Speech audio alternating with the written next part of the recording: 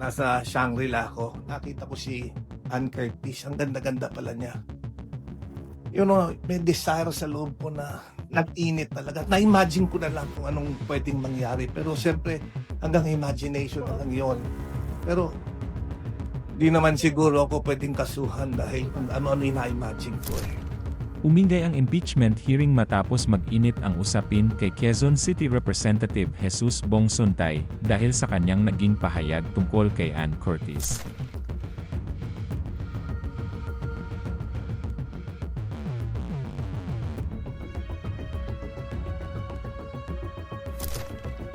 Sa gitna ng pagtalakay ng House Committee on Justice sa ikatlong impeachment complaint laban kay Vice President Sara Duterte, ginamit ni Suntay na halimbawa ang pag-imagine niya umano sa aktres upang ipaliwanag ang punto niya tungkol sa designated survivor na sinabi ng Vice President.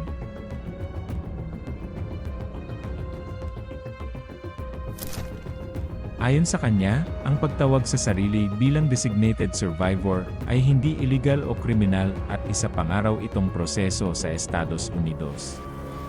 Idinagdag pa niya na ang simpleng pagsasabi nito ay hindi nangangahulugang may krimen at baka nagpapatawa lang ang Vice Presidente.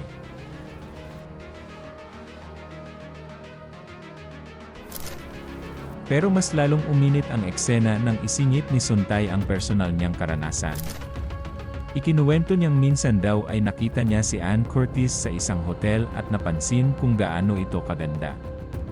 Aminado siyang may naramdaman siyang pagnanasa at nag-init siya habang iniimagine kung ano ang maaaring mangyari, ngunit hanggang imahinasyon lang naman daw iyon.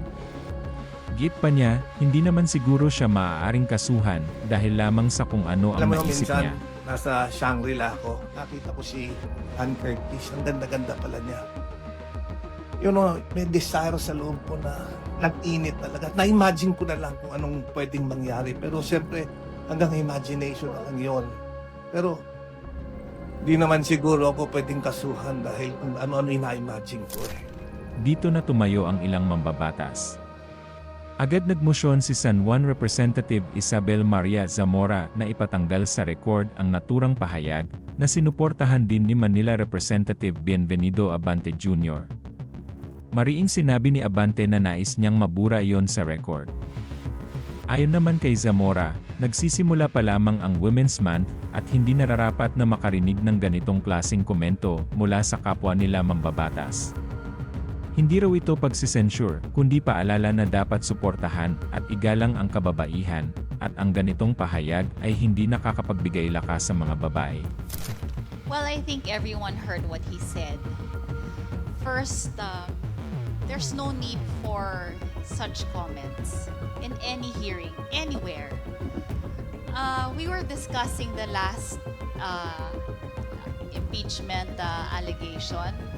Bakit po niya kailangan magbigay ng ganong example involving an actress, a woman, maski sino pa yun?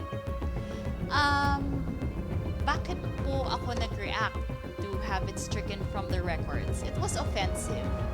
It was uncalled for. It was irrelevant. And it was very unbecoming of a congressman for him to do that. So, pinapaalalahanan po natin ang ating mga kasama na hindi po dapat nagsasalita ng ganon.